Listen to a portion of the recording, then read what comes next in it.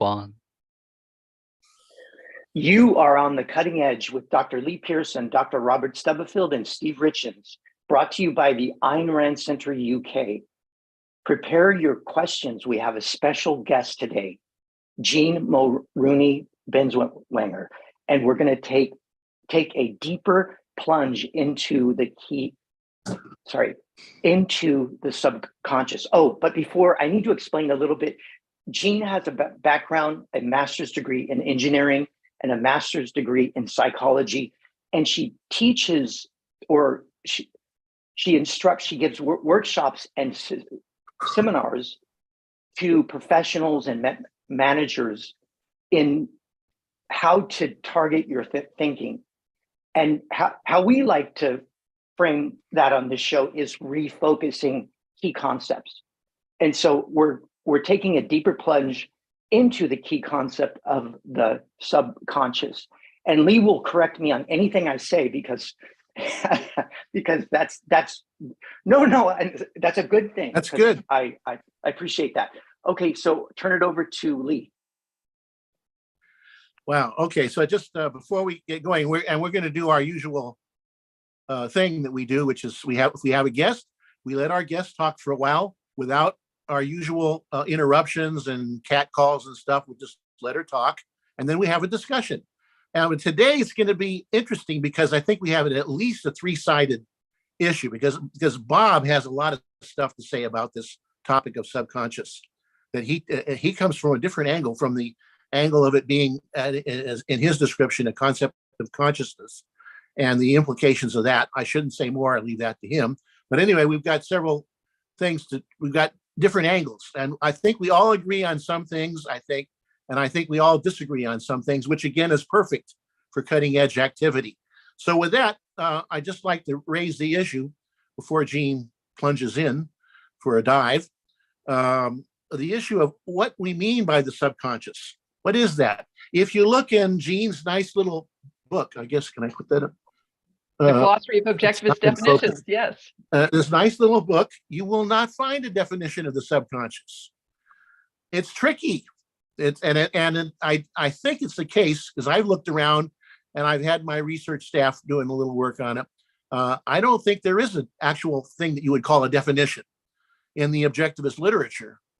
There is a kind of description, and when you get Dr. Peikoff calls it a storehouse, and Ayn Rand calls it an electronic computer. These are kind of metaphors that, anyway, they're not exactly what I have in mind. So I'm wondering if you guys, and I have something to say, but I'll start with you guys, Jean and Bob. Let's start with Jean. Do you guys have any kind of preliminary description before we get into it? Yes, well, I have to start with an apology because the reason there isn't an entry for subconscious in the glossary is that it was after we put together the glossary that I found this very nice, not marked as a definition, but close to a defining statement in OPAR in the section on page 156 if you're looking. And what he says is it's, quote, a store of the mental contents one has acquired by conscious means, but which are not in conscious awareness at a given time. And I think that is, I tried to see if I could do better than that. That is really what I think it is. And I think that's a good way to phrase it. And that's what I want to talk to you about. Okay. And that's not the way Ayn Rand talked about it. I did find that particular reference. That's not the way she talked about it. And let me hear what Bob has to say. I'll go along with that. That's fine. You're going to go on. Okay. So I'm not sure that the store thing is exhaustive of the activity. That's, of course, something we're going to have to talk about. I mean, I think it may have something to do with the store is kind of it's a metaphor, but virtually everything we have in concepts of consciousness, most of them are essentially metaphors. It's a difficult area to get a hold on. We use a lot of metaphors there. So it's a metaphor. It's not the worst possible metaphor.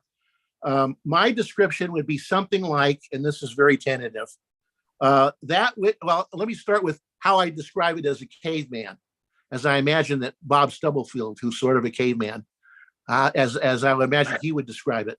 That which is proximately causally, well, that's not a caveman phrase, is it? I'm going to do it anyway. That which is proximately causally connected to consciousness in both directions. That is, that whatever it is that receives orders directly from consciousness and stores and produces conscious content, because it does produce conscious content. It doesn't just sit there and store stuff. There is conscious content produced, and it does accept orders from volitional action in consciousness. So that's sort of the primitive starting definition. Nowadays that we are much more advanced and scientific, I might want to add on to that what we're talking about is some aspect of the brain. Neural processes, most likely. We don't, at least I don't, have anything like a full understanding of what those processes are and structures that actually mediate consciousness and conscious or orders from consciousness. We don't really know that stuff. I don't think anybody. We do know that it's virtually certain, I guess, that's the way it works. We know that if you interrupt certain parts of the brain, there's actually a certain place, I don't remember where it is now, but it's somewhere right about there, that if you ablate it, if you put a incision there, consciousness is abolished. Boom. Maybe you have to do it bilaterally. I'm not sure. But anyway, we know some of the sufficient conditions, and we know that electrical stimulation causes conscious experience. We have a pretty good idea, in short, that neural processes cause conscious experiences. And I'll just stop there and turn it over to Jean. Greatly. Well, I noticed that you changed your definition a little bit from when you gave one at the end of the session with David Barry a couple of weeks ago. Because there you made your genus states or processes that are causally proximate to consciousness, or neural states and processes that cause conscious experience and directly receive volitional causation. Because I think that's actually where our big difference is that you're focused on action and I'm focused on contents. And I agree, when you're thinking about the subconscious, you definitely need to include there's actions are involved there, or functions of the subconscious. Ayn Rand uses the term functions of the subconscious. I quizzed my husband, Harry Binswanger, about this because I was troubled about that aspect of Leonard Peikoff's defining statement also. And he said, well, if you have a hard drive, it has to have a controller board. So I do think, so that's why I didn't try to fiddle around with Leonard Peikoff's statement. I do think you need to have it be it's a store that we don't have the right word, as you said, it's a metaphor. It's the thing that stores the content and also does the mechanism of storage and retrieval, right? Of whatever it is that puts it in, whatever it puts it out, it's that thing. So, and I do think the difference is, the main thing is the way we're looking at this, as far as I can tell from for the most part, you and I are very much in agreement. Like the free will issue, we're completely in agreement on. The issue of the role, how important attention is. We're essentially like 98% in agreement. And what I think causes what seems to be a real disparity in our views is how we're looking at how should we form this concept and how should we be thinking about validating this concept. At least that's what I've come to in thinking about it actually in preparation for this. So this is kind of new thoughts on here. And I think it's essential that we think about the subconscious in terms of content that comes out and that goes in. And the reason is, I think that is the most obvious thing that you can observe. What you observe is, thoughts spring into mind and images spring into mind. Autobiographical memories spring into mind. Feelings spring into mind. And the content is actually very important because it's the stable thing that you can differentiate from like experience. Experience is a little woozy. I mean, those earlier, actually, I was going to say something that is a little beyond what I know, so I'm not going to say it. I think there is a real issue for our science, for the science of psychology, to make the introspective concepts really objective and to just create a really solid base for us to move from. I think that's one of the problems that the field has had. I mean, until 50 years ago, there was no Ayn Rand to help us with that. Well, 50, there's probably 2 more decades since that. But and I think that this is what handicapped people who were earlier, is they didn't have the epistemology to help us figure out how do we make this objective? So like, I don't think the method that I understand the very early introspectionists use, which is get an expert, get him to, have a little experience and then take, several minutes to debrief everything that he observed. I don't think that's where you start for the field of psychology. I think we actually need to start with in-focus adults doing simple, familiar tasks that have obvious introspective things that they can look at. So like a person sitting at their desk feeling conflict about what should I do today. It's a very simple case. Every adult has been in that experience. Every adult has introspected that.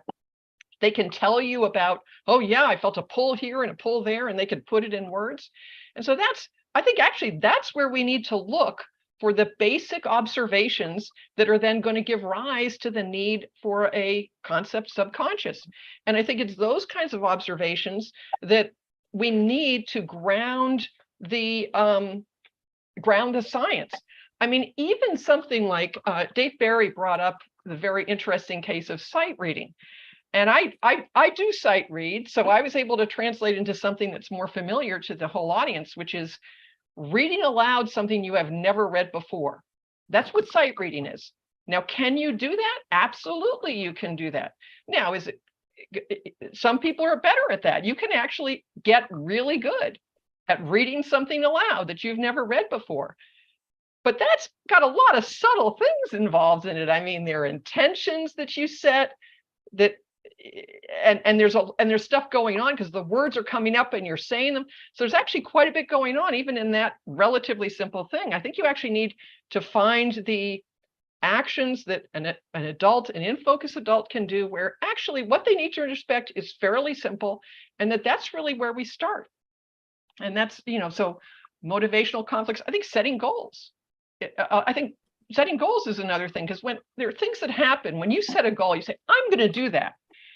And things happen. Like, one thing I like to point out is if you say, I'm going to do that, and then you don't do it, you start to feel guilt. Now, this is something that happens over time, but everybody's had this experience. They set a goal and then they didn't work on it, and then they felt guilt. It's like, wow, really? That's the kind of thing that is a basic observation that we need to understand. So I think we need this kind of repeatable, familiar, so I'm having trouble getting the right word, repeatable, familiar actions that people take, experiences that they have, and then what is the most obvious thing that they see? They see the feelings, they see the thoughts, they might see the action impulses. That is what they observe. And I don't think that that's a coincidence. I think, and when Ayn Rand talks about, actually, I don't know if Ayn Rand agrees with this, so let me just pretend I didn't start that sentence. My understanding of how you introspect is that you have conscious awareness as a whole. And in order to pull out a concept, you need to do all the differentiation work, right? You need to, it's not like in when you're doing extrospection where the entities are there and they are already discriminated. You need to do the discrimination. And I think that the fact that we actually start with content words like feelings and thoughts, that is epistemologically basic, because that's the thing we can get on. That's the thing we can kind of see has a little bit of stability. And it's got stability because it's been stored in the subconscious. Now, I'm jumping ahead to having that term, but it's this content that has some stability that you can, if you concentrate on it, you can keep it there. Like, for example, the actual experience of an emotion is, it's a complicated topic, so I'm going to try not to raise things that I don't feel like are really solid. So I'm just going to carry on.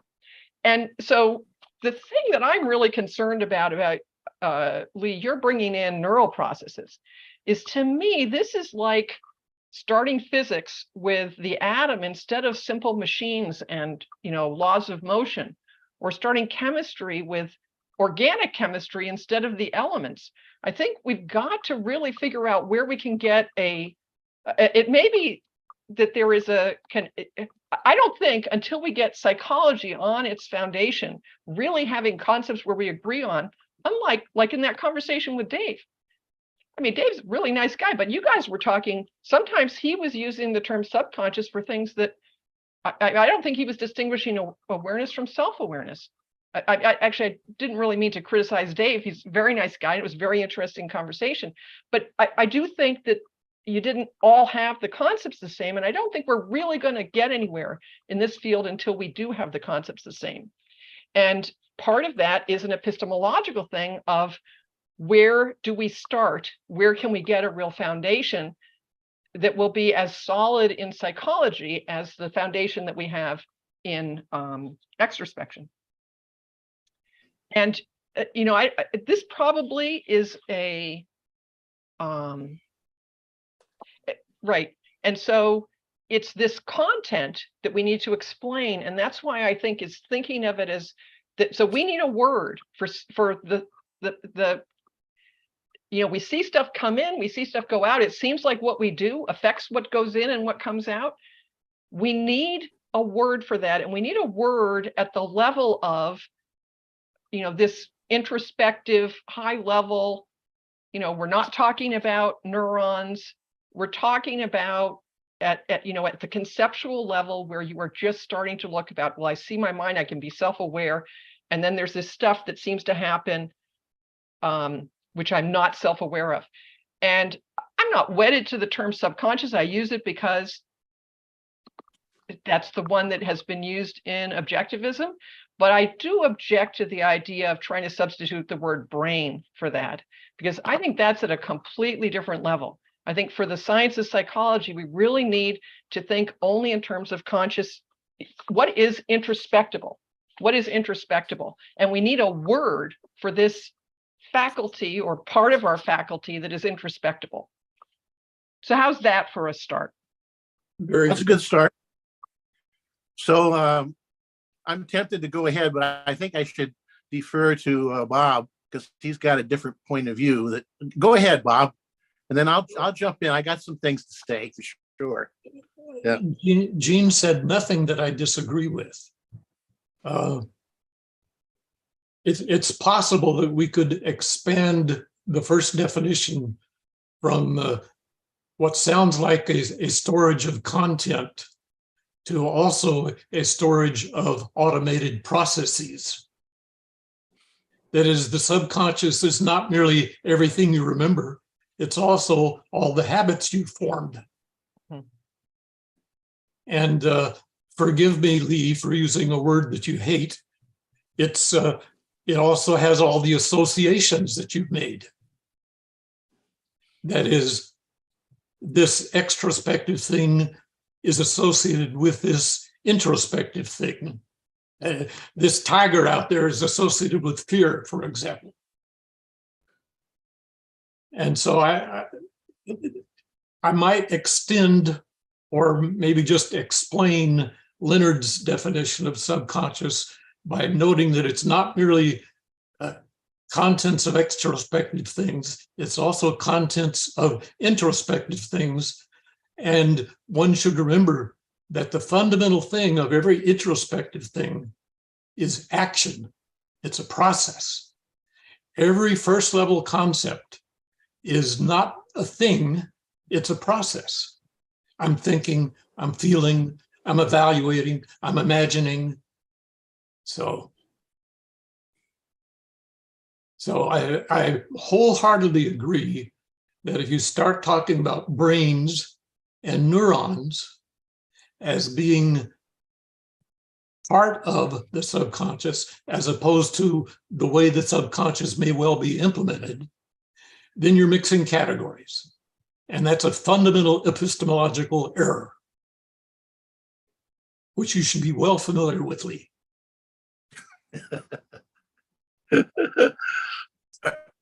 You want to say a little more? Should I? No, that's fine. All right, let's see now. Which one of you guys am I going to talk to first? I don't know. Well, Jean was first. She was Okay. first. So Yeah, I mostly, I think, pretty much agreed with what you said. I think we know more. I think I know whether or not the history of psychology.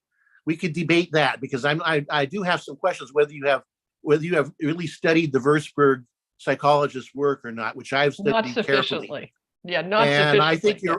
I think your brush is too broadly drawn over those people. They did some very good work. They defined automatization. They were the ones who discovered it, and there's a lot of good stuff. And their methodology is not so bad. It's not as bad as you painted it, in my opinion.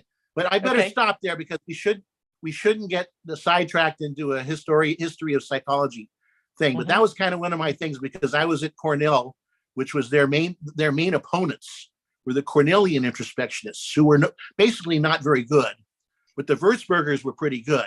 So it's kind of, anyway, I better stop there with that one. I better stop there. Let's go with where do you start? Of course, I think we agree that you start with introspection. I do not agree that you end there. I don't think that's the whole story of psychology. I don't believe that. I believe in taking evidence from wherever you can, by whatever source you can get it.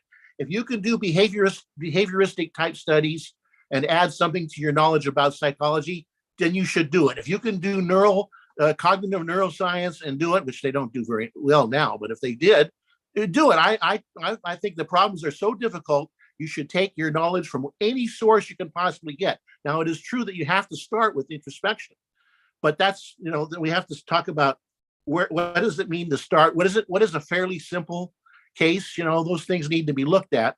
And I'm not sure. Well, I would say that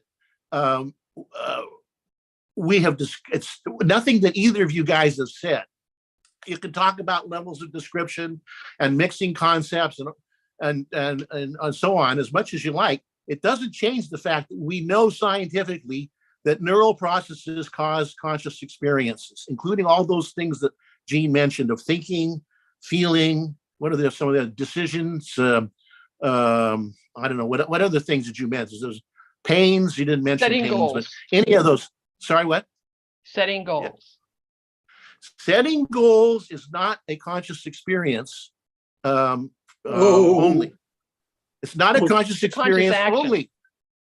It's a conscious action. So your introspection is good, but you got to be very exact.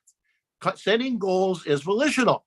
Yes, and that's I totally a different agree with that. thing. Yes. And volitional action is not reducible to neural. It is not caused by neural processes because that would be determinism. We know that's wrong. That's not. I wouldn't say that, but I'm talking about conscious experiences, the things that that I'm separating off from the action that the consciousness does.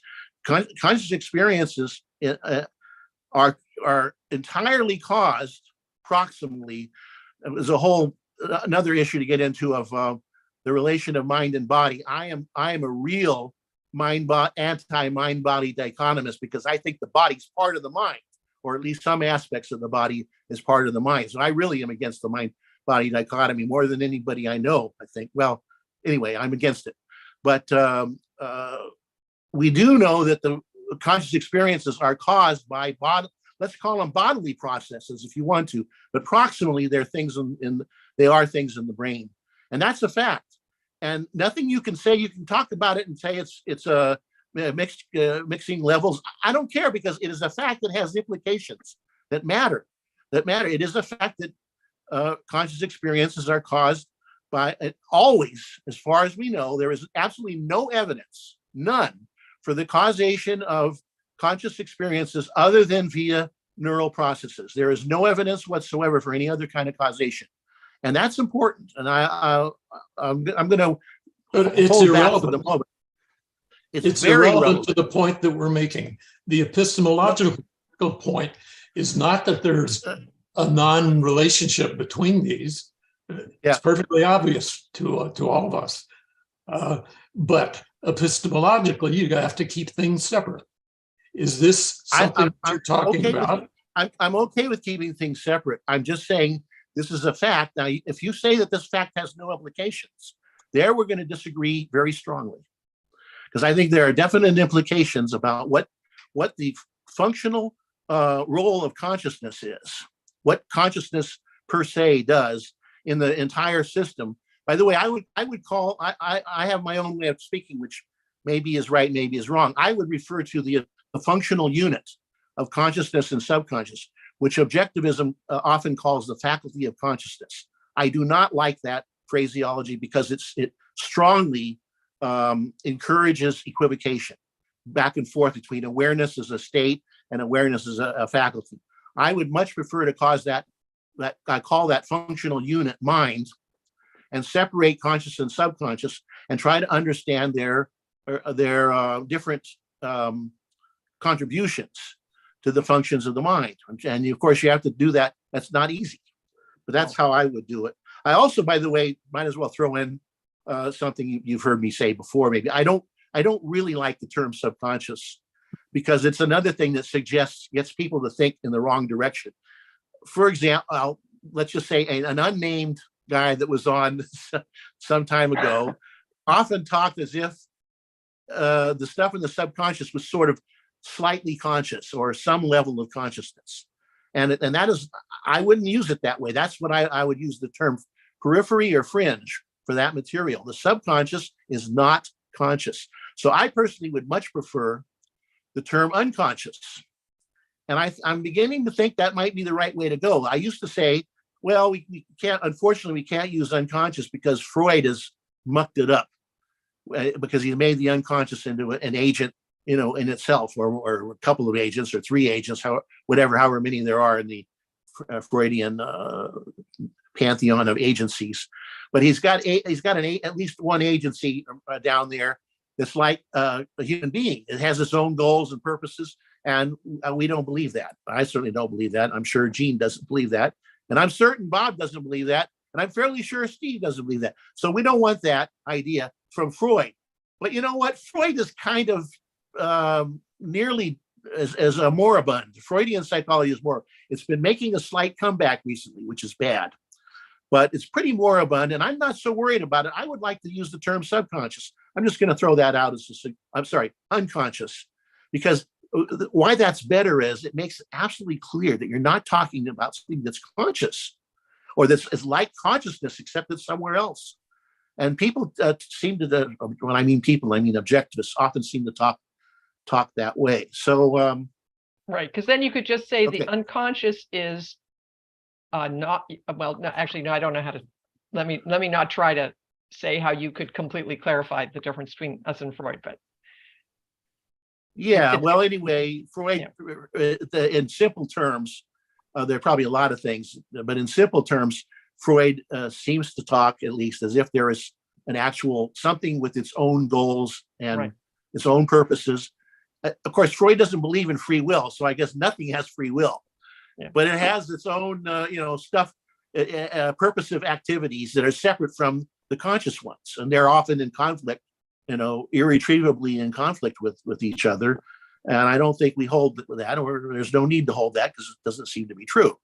So that if the unconscious used to have that baggage, I'm thinking now maybe it doesn't. That Freud is far away enough for Freud. Anyway, I'd like something like that. I'd prefer it. I'll just throw that out as a preface. Right. If you were using unconscious, if he was using it to as the thing that explains why we get into conflict, that's the same thing I said we need to act, the fact of reality that we need to do. So I can see that. Okay. Now I just want to throw in one more thing about the neural processes that you guys are so down on. I'm just going to insist that we know this fact. But regardless I'm not down on neural processes. Yeah, me neither. I'm not too. I'm not trying to say. Well, I don't know. Maybe you think I'm trying to say that a neural. I'm just trying to say that science has made certain discoveries about the nature of what we call subconscious. Before we knew that, all you could really say as a Bob style caveman or farmer in the Mesopotamian between the two rivers, all you can really say is that something when you receives content and stores it, and something responds to orders that you give, so that things happen, like you can move your arms. But nobody understood that. Now we understand at least this much. I don't know if we're that much past the caveman, but we are somewhat past the caveman. We know that the neural processes, that something in there, and I say neural processes, but it's not necessarily, it's electrochemical, but it's so unclear what it is that I can't say more than that. But there's something going on there that causes conscious experiences. Conscious experiences do not come from any other source as far as we know. And that means that, for example, when you say, and now this is going to be an important point, I got to be careful on this one. When you say when say Harry says that when you see something when there's a great intensity in consciousness of experience, you experience something really intensely, and a really intense emotion. When you experience that causes connections to be made in the brain. I think that is entirely a mistake. There is no reason to believe that whatsoever. Because the conscious experience, even the intensity, was caused by neural processes. And those same neural processes that cause that intensity can presumably cause any storage in the brain. You don't need for that to go up to the consciousness and then come back down. And I don't think there's any evidence for that. So that's why I think that's one reason, at least one reason why I think our knowledge that neural processes are what we mean in some sense by the subconscious. That's why that's important, is it enables us to understand something about, how should I put this, the passivity of conscious experience. Now, I got more, but I'm going to stop and let you guys jump in. And so I'd like to say something on that, if that's okay. Please. Sure, because this is exactly where I disagree with you, Lee. So first of all, without in any way demeaning or diminishing research that's been done on animals and that neuroscientists have been doing to try to figure out how consciousness relates to the brain, I don't consider any of that to be, well, actually, let me try not to overstate. You got to ask, unless like you say that if you cut this thing, then you get rid of consciousness. How do you know that? The only consciousness that you can observe is your own. And I think that's a context that we really need to hold. So everything else, like the fact that animals are conscious in a certain way, even, one of the things you like to bring up is that, cats and dogs seem to deliberate. Well, how can we tell whether they're deliberating versus they're just in conflict or what? We don't actually know what their conscious experience is. The only conscious experience that we can observe is our own. And I do think that this limits some of your thinking when you get all brain focused. For example, you said we can't get beyond the caveman stage of saying something goes in, something goes out. No, we can get, Harry and I have a whole model of how the subconscious functions. And I think that's the right level of trying to understand these things. And we need to understand consciousness in its own terms. At some point, when we really understand consciousness from what we can do, what we can actually observe, what we can intentions, see what happens as a result of them, conceptualize all that, then we'll be in a much better place. You can get inspired by neuroscience research. It helped, for example, the model that we have for the reactive subconscious comes from, the activation theory of memory, which definitely comes by analogy from the way neurons work. It's not that you can't learn that if that's not good knowledge. It's that we need to really understand this. And I don't think that you can just conclude that when people say, oh, well, we know this about consciousness, did you introspect that? If they didn't, I don't think that it has been proven. And I think that does affect how you go and go after problems, go after trying to this field. All right, I'm going to let Bob. I definitely want to rejoin there on this, but let me see what Bob wants to do first. If you want, or Steve. Steve, what do you want to? Can I get these super chats out of the way? We have a whole host here, and there's Let's see. Stranger. Okay. Dr. Binswanger is in the chat. Oh, really? He says, what are the so difficult problems? I'm not aware of any. That's really? His comment. Or well, there's a question mark on it. So what are Okay, these all right. difficult problems? And I have some other super chats that came way before. We have Ed Yep. Silantyev. I hope I pronounced that, Ed, well. Thanks for the super chat. We have Mary Ellen, Really. Mary Ann, and we have Mary Apollo Lee. Zeus for a super chat. Mhm. And we have a comment from Enric Teller. So I see Okay. the These are all fine subconscious. people. Say that again. These are all fine people. These people. Go ahead. Yes. I'm just Yeah. babbling. Okay. Yes, go ahead. So Enric says, I see the subconscious as more than storage and retrieval. I've had problems. I thought about continuing to sleep, then waking to an answer. So there's subconscious algorithm like processes going on. Okay. Okay, Yeah, back to you guys. That of course is very commonly asserted introspectively by a host of people, from Poincaré, Jacques Hadamard, Kekula, the benzene ring guy. I mean, there's a whole history of people who assert from introspection that there is some that their conclusions were arrived at by a subconscious process. Now, they're obviously they're inferring to some extent, because you don't observe the subconscious. The subconscious cannot be introspected. You can introspect the products or results from it, but essentially by its essential nature, it's not part of consciousness. Anyway, so I don't. Did I answer anything there, Steve? Was that a question? Oh, it was Harry wanted to know that was what the problem is. What the problem is? That was well, we don't know. I mean, people have spent a lot of effort trying to understand what the physical basis in the brain is for these things, these memories that we know exist.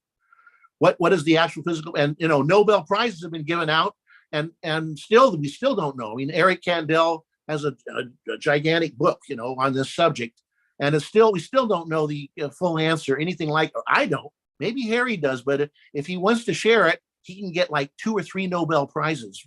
Bam, bam, bam. Just like if he could actually share his simple answers to these, easy questions. I better stop there. Bob, you want to jump in here?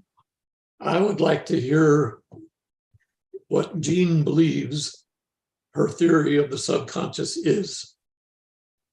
So it's not a theory of the subconscious, it's a model of the subconscious, Okay.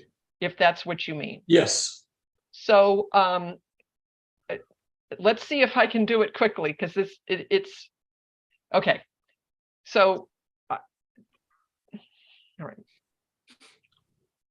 It's hard to talk about this stuff in essential terms. Let me just try. So I basically view the thing that we need to understand about the subconscious as a storehouse is how it's organized, and what happens, what causes things to come in and out, right? And I think the organization is the right way to think about that is as a network with nodes. And again, this is not, I'm not saying they're neurons. I'm not saying this is a model. So that's the way I'm thinking about it. Now, what are those nodes? I think there are various things that can actually be stable content. Includes entities, it includes words, it includes you can have like proper names of various things, like you can have the law of identity, could be a node. But you said entities. You mean a concept of an entity? Yeah, so, well, you don't have to have the concept to be able to have a node that's connected to a particular physical object, one that you've observed.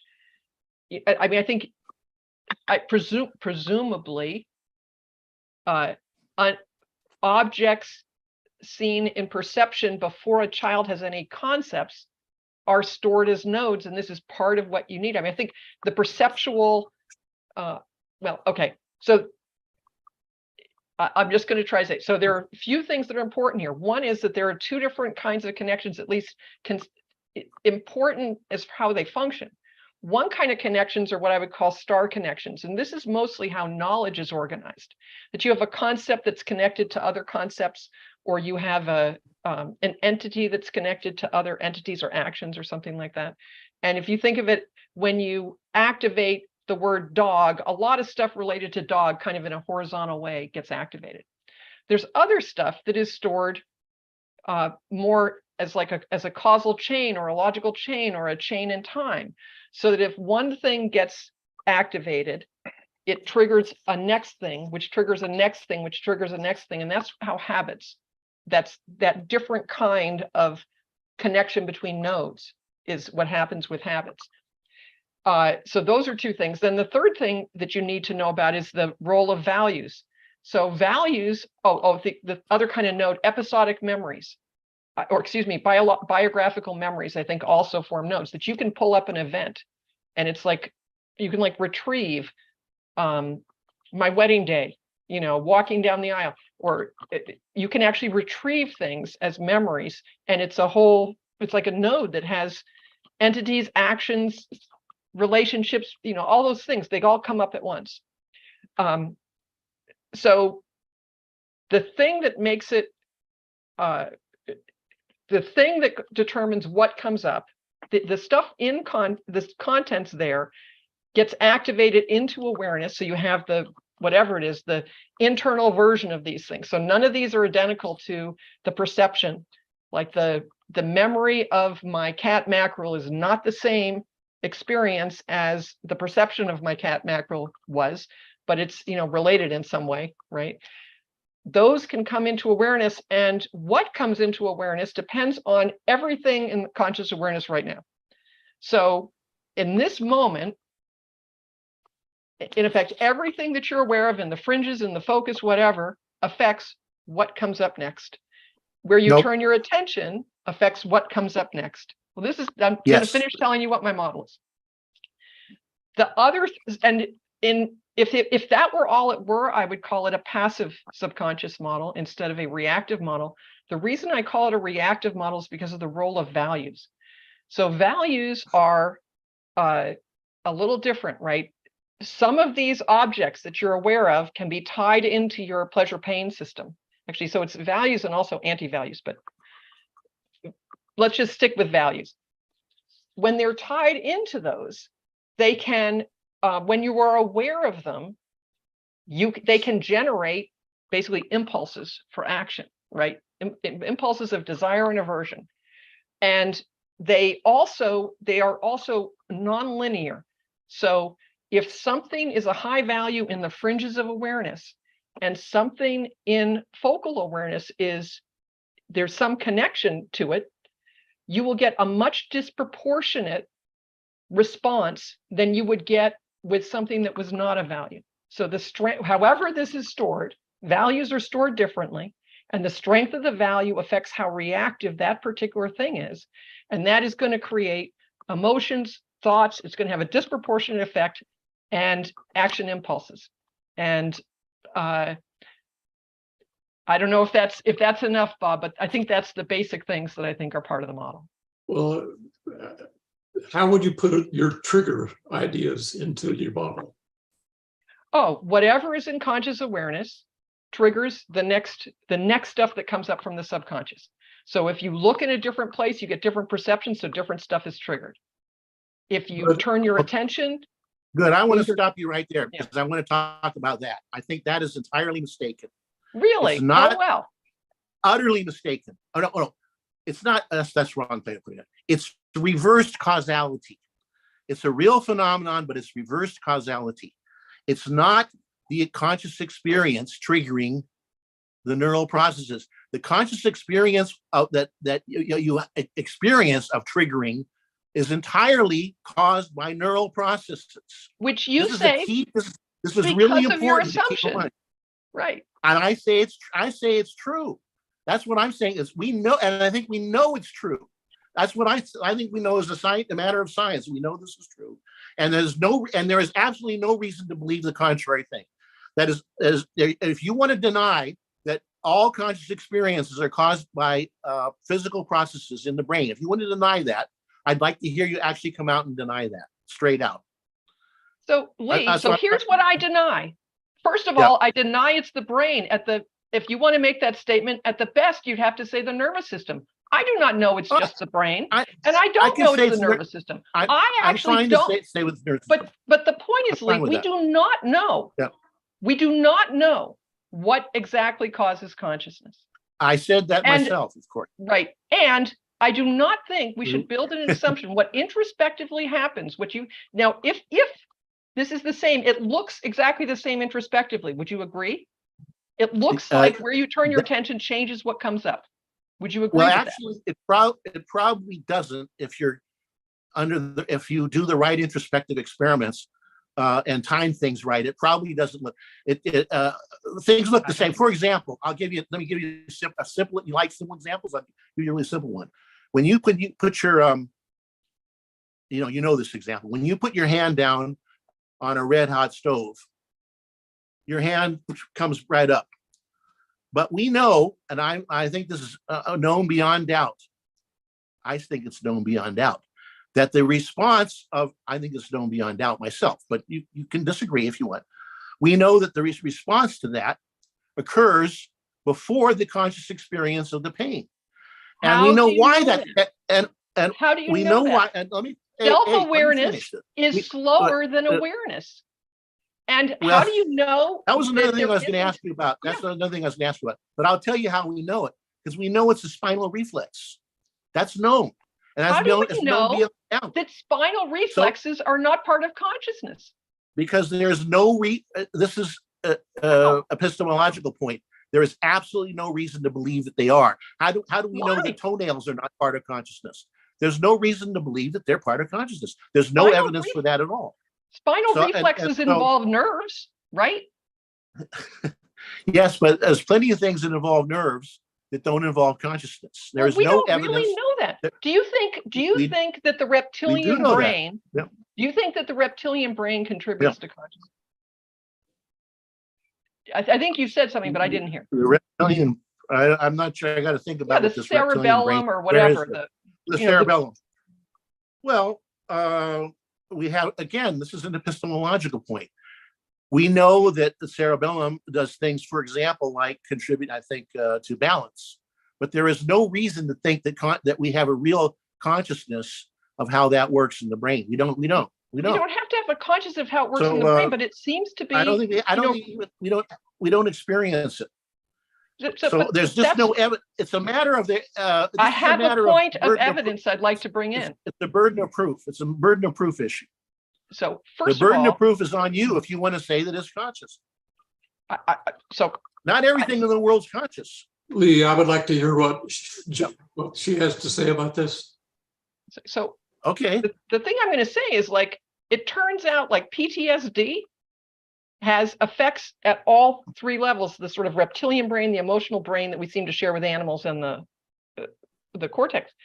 Now, I don't claim to understand this, but I think it's really important that, and I actually I'm basically uninterested in neuroscience, but I think that it's actually really helpful to do the kind of work that they were doing in, about PTSD, without some preconception of where we need to, how this stuff happens. I think that we need to be looking at the evidence that we can get about consciousness. And the only place you get evidence about consciousness that you are sure is about consciousness and not about the nervous system is by introspection.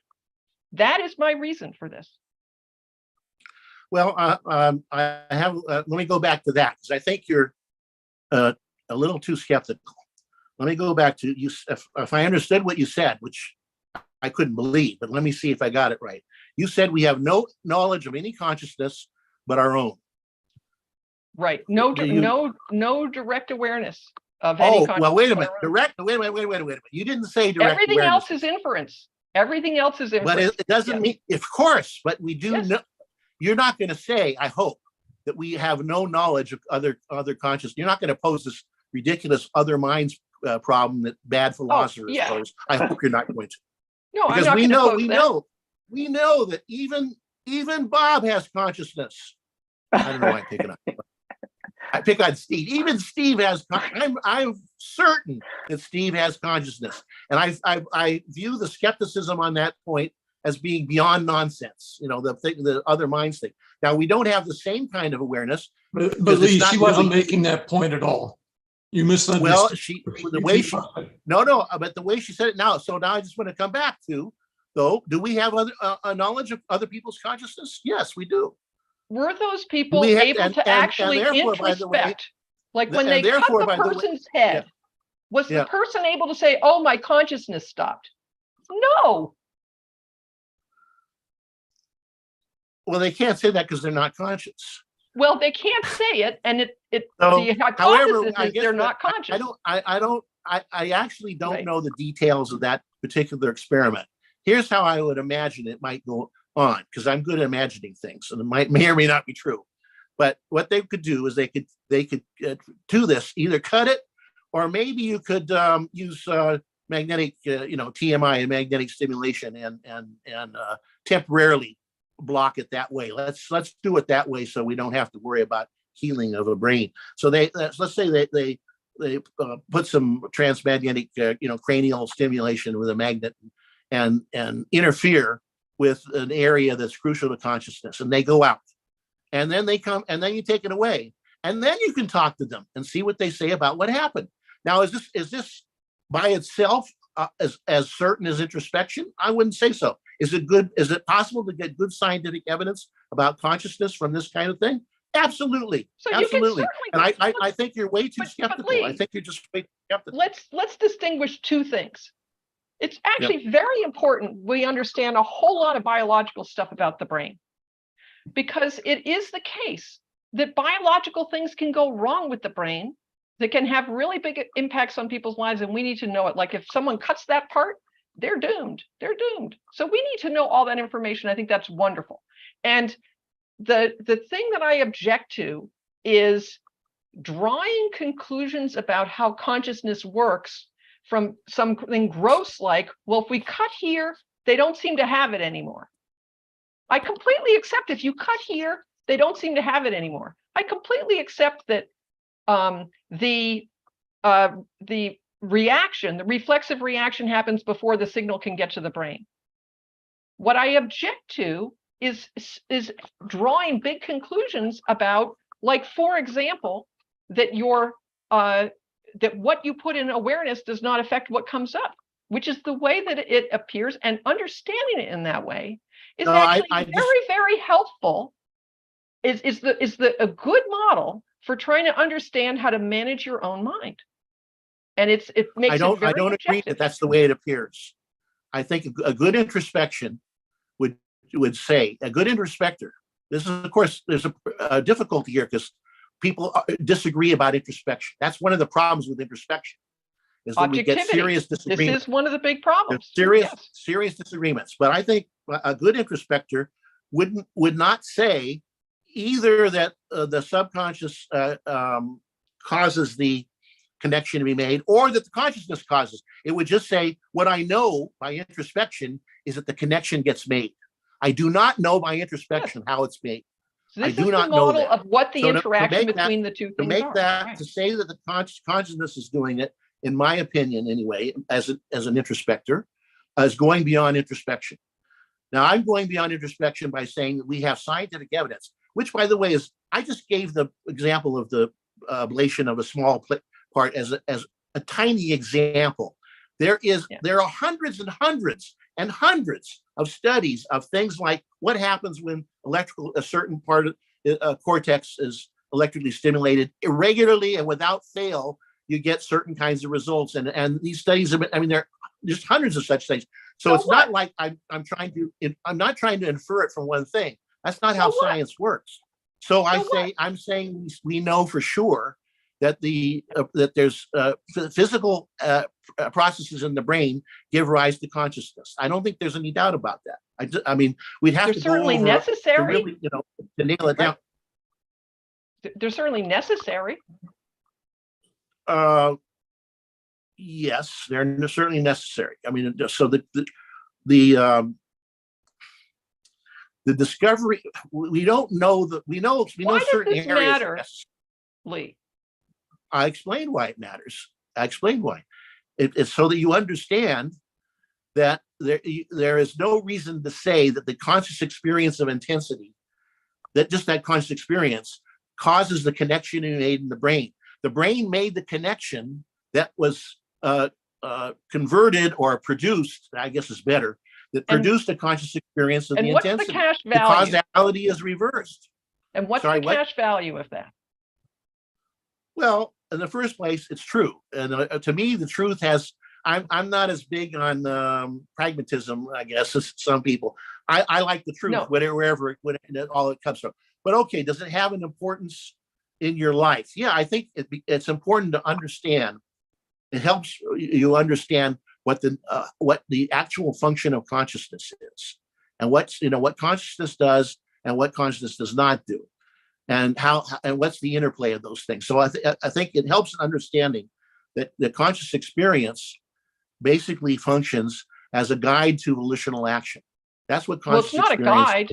It's not a guide. It's just It's data that you information. can look at. Yeah, it's not a guide. Yeah, well, I don't mean it. I mean, don't put too much on that word. I mean that it informs and maybe in some cases motivates. When you have certain kinds of emotions, that motivates volitional action. So the usual phrase I use is inform and motivate, is the usual phrase. Well, I don't see anything. I think that's philosophically a big problem. Oh, well, not because you think free will has to have no possible motivation. Is that the idea? Yeah, I mean, I think that it motivates action. I don't think Yeah. it guides action. I think the whole point is that you can Well, intervene. as I said, If don't there's put an too much on that impulse, word. you The can usual pause. the usual phrase I use is inform and motivate. Now, so I guess you're worried about the motivation issue. Can free will actually be motivated? Well, that's It a whole can't- other. yeah. That's going to be another cutting edge. Yeah. I mean, because that's a little complicated to unpack in 2 minutes. But do I think they can be motivated? In a sense, yes. Yeah. Well, you know what? Let me see. It often works the other way. It can stop you. It is known since David Hume, who is not as great a fool as you might imagine sometimes, is known since David Hume that strong emotions interfere with thinking, cause some interference. So there is a kind of a negative motivation there, and that's actually important, I think, when you're out there in the African savannah and the lion is running after you. You don't want to be sitting there volitionally choosing to focus on the nature of the lion's mane or something.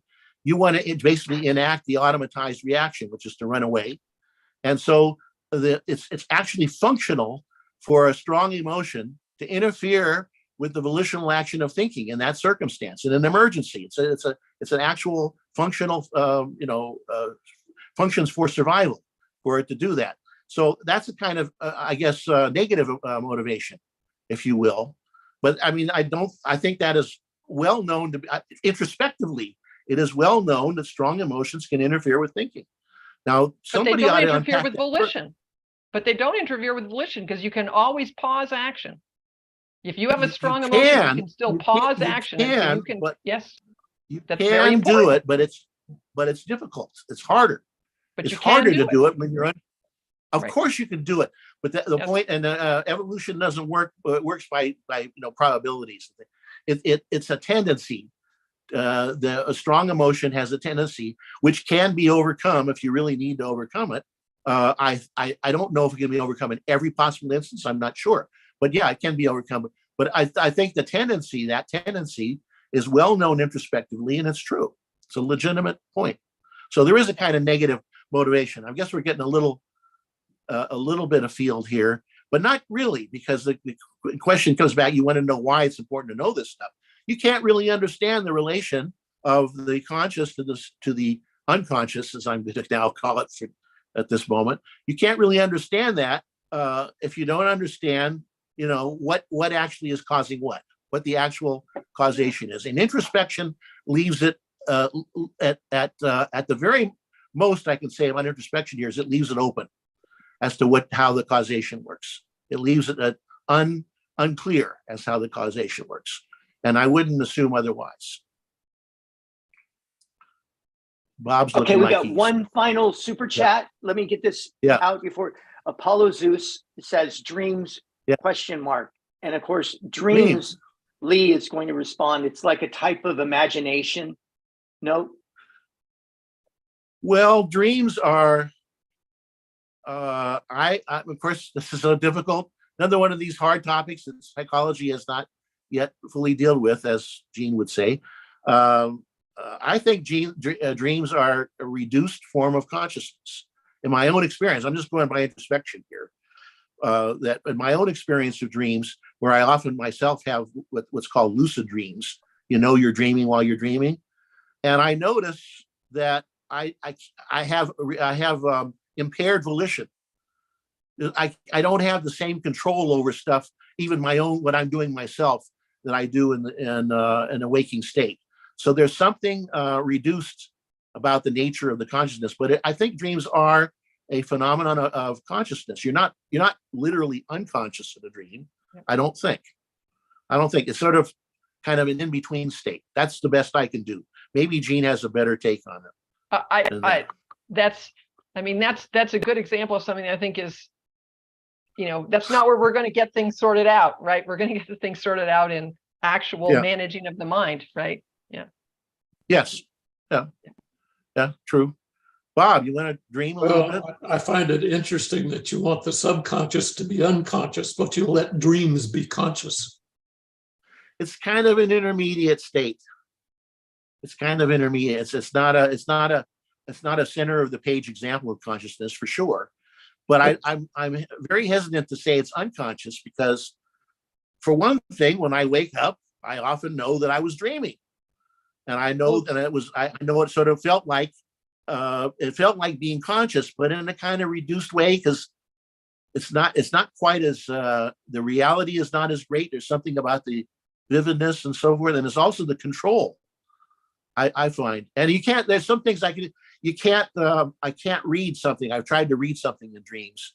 Yeah. I can't really read anything, or you try to solve a problem on the blackboard, and you can't write the equations you can't write an equation on a blackboard if you have a dream blackboard. I can't. And I've tried it. I've tried this stuff, I can't do it. Maybe Bob can, because he's. I've even completed texts for cartoons in my dreams. Most of the time when I think I've solved something, really important in the dream, whatever I can remember the next day is almost always gibberish. I mean, with one or two exceptions. Now that goes to in favor of Harry and Gene, because as against the idea that you can solve all kinds of deep problems, that there's long. See, I think you can. A thought process can go on in a state of subconsciously, let's say, unconsciously. I think so, but not very far. It can't go on very far. The analogy I would use is like riding a horse. You can ride a horse, okay, anywhere you want, because you've got the reins. And a horse can run by himself a little bit, but he can't run a race. A horse can't run a race by itself. It can't. You got to have a jockey to get it to run a race. So I think it's analogous to thinking. There are subconscious processes. I think we didn't really get into that too much. Is there such a thing as which I wanted to, but we have to save that, I guess. That's another important point. Do it if you wipe them out by saying they're unconscious. I don't know how there can be a subconscious process. Oh, unconscious process. Sure, just like it's like whatever. It's sort of like what a computer can do. But I say sort of like. I hate the computer metaphor, but I'm kind of I have a hard time finding a better one. It's something like what a computer, but it really can't do anything real without conscious management. Okay, a point of order. We're over our 6 o'clock limit. We sure are. I don't know whether we've covered everything we want to. I don't know whether people can hang around for longer. I think we ought to make a determination and either go to Clubhouse or say we're going to spend this much more time. What do you think? What do you think, Steve? Or Gene? Steve. What do you think? I thought you were saying Gene, but you were saying Steve. It's no problem. I was saying Steve, but you too.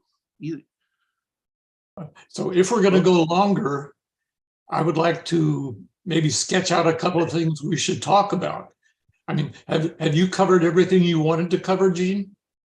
that was the main thing. I had some other, side issues, but they're not integrated the way this main issue of that we've talked about here.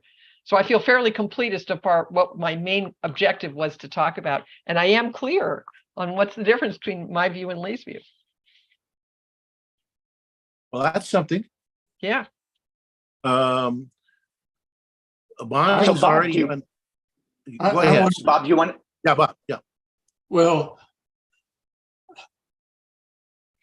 I have a sense, Lee, that you have a vastly different idea or concept of consciousness from mine. It's as if your concept of consciousness is direct awareness only, and anything other than that isn't conscious. Is that correct? I'm not sure what you put into that word direct. I'm saying consciousness is awareness. Pure, I would say that. And that when you're talking about other stuff, there's this thing that is often called the faculty of consciousness. And I don't like that phrase because people equivocate on it all the time. Okay, can I would prefer pursue to call that? I have a better, yeah. So what's So- this direct business? All right. Well, you're not directly aware of everything that is subsumed by a concept. And Yeah, yet- you're not even and yet indirect. you You're are. not even indirectly aware of everything that's subsumed. I mean, I don't know what you mean by direct and indirect. Let's let me ask that. Well, when you want to exclude things from things that we refer to as memories and subconscious, because right now you can't introspect on the subconscious. I think the subconscious is an abstraction based on things that you can directly introspect. So I think it's a very high level abstraction, and we haven't quite got straight what we agree that it is. Okay, But- that's good. I like that. But I want to know what this based on. Now I want to know what based on means. I mean, that's good, but I want to know what based on means rather than is. It's abstracted from lower level concepts of consciousness. So that, for example, emotion is abstracted from various concrete emotions. And anxiety might be abstracted from, I can't quite identify the emotion. And nervousness might be abstracted as yet a higher level concept. And memory. How about subconscious? I have specific memories. I can introspect, and I've got that memory. And now I can say, when I do this, a bunch of memories come to mind. They come to mind automatically. I introspect Yes. that happens. And now I say, Right. aha, when a bunch of that happens, that's part of something that we're calling the subconscious. No, it's not when it becomes conscious. It's evidence that there's something that we call subconscious, where that stuff was Just a stored in minute. some form. I'm dealing with a concept right now. I'm conscious of this concept, right? Well, you think there's a thing that you're trying to name, right? Yeah. There's some, we need a word, faculty, whatever. Something goes on in my mind. When and I do this, I get certain causal relation, I see things happen. I actually think maybe Leonard Peikoff's idea of first level generalizations is relevant here. That, It is. your Absolutely. own causal action, you do this and you see what happens. And that's where you form your first That's where you conclusions introduce, yes. about what happens. And we have lots of data. So it's not just the concepts we form, it's also the actions we take and what we observe happens as a result of the actions we take. Yep. And the feelings that go along with those. Right. I'm And not sure whether and we abstract and get to the concept of value. Well, okay, that, but I where don't does think you need to introspect. Well, actually, yes, you do probably. For certainly in the psychological sense. I've lost where subconscious comes into this. I agree that we perceive causality. That was emphasized by Albert Michat 60 years ago. Has Not been known to perceive. everybody. not just perceive. Oh, yeah. Oh, yeah. No, but that's true that we perceive causality. Well, In simple cases. Yeah. But Leonard And that's Peikoff's the point basis. is Yeah. you move the ball.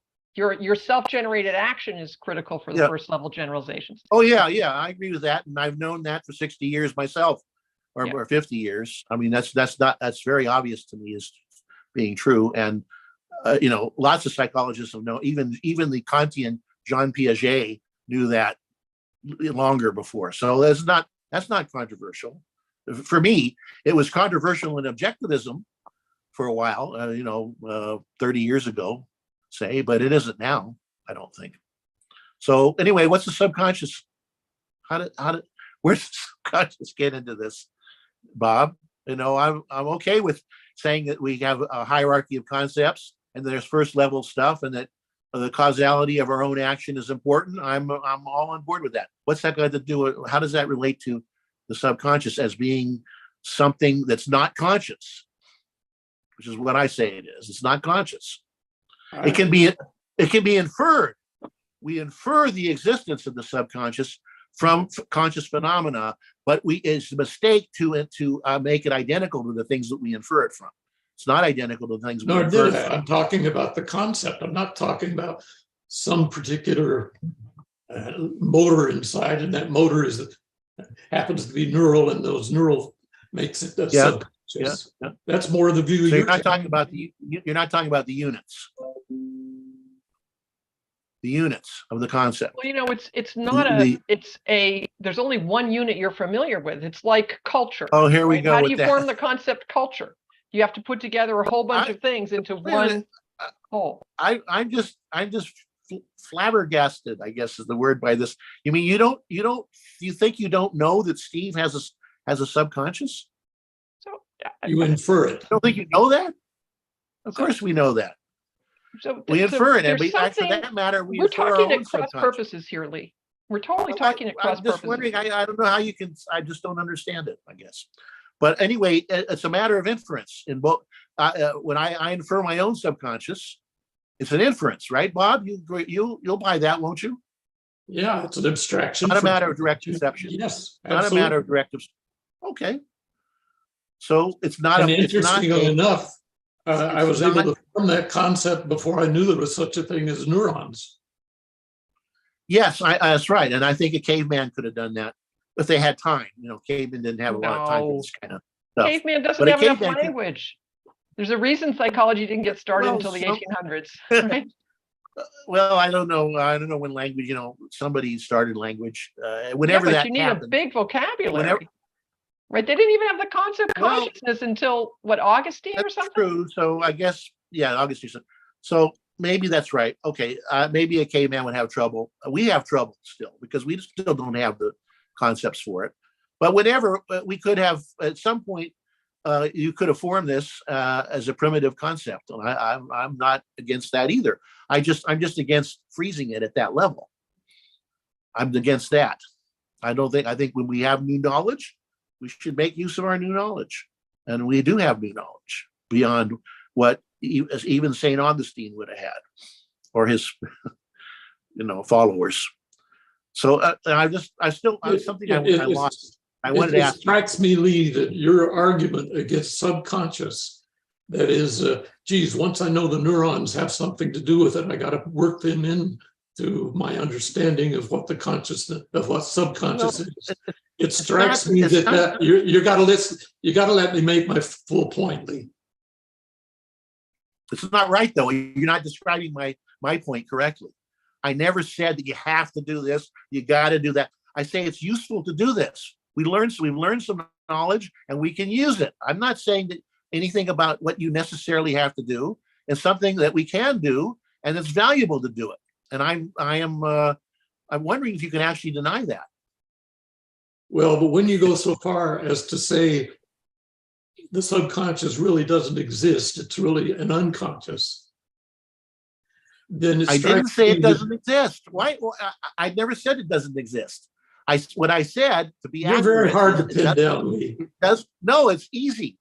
It's easy. I'm very clear about it. I didn't say that it doesn't exist. I said it's not another kind of consciousness. or something like consciousness. It's not like that at all. And people get confused about that because of the term subconscious. They think it's sort of like consciousness, but not conscious or something. But it's sort of like it's some kind of existence that's similar to consciousness. It is sort of it like isn't. consciousness. Yes, it is, because it is. Ah. It covers a lot of concepts of awareness. It's about as different from consciousness as anything could be. Okay, let's carry this. Yeah, maybe it's we time need to let. I don't know if we. Yeah, we Well, need to let Jean go. Let Jean wrap us up. Yeah, she's the guest. Thank you. By the way, thanks, Jean, for coming. I think we had a good time. Yes. And I think we all learned something, maybe. So that's good. But anyway, you get to fire the last shot. Okay, well, I'm going to tell you my action item.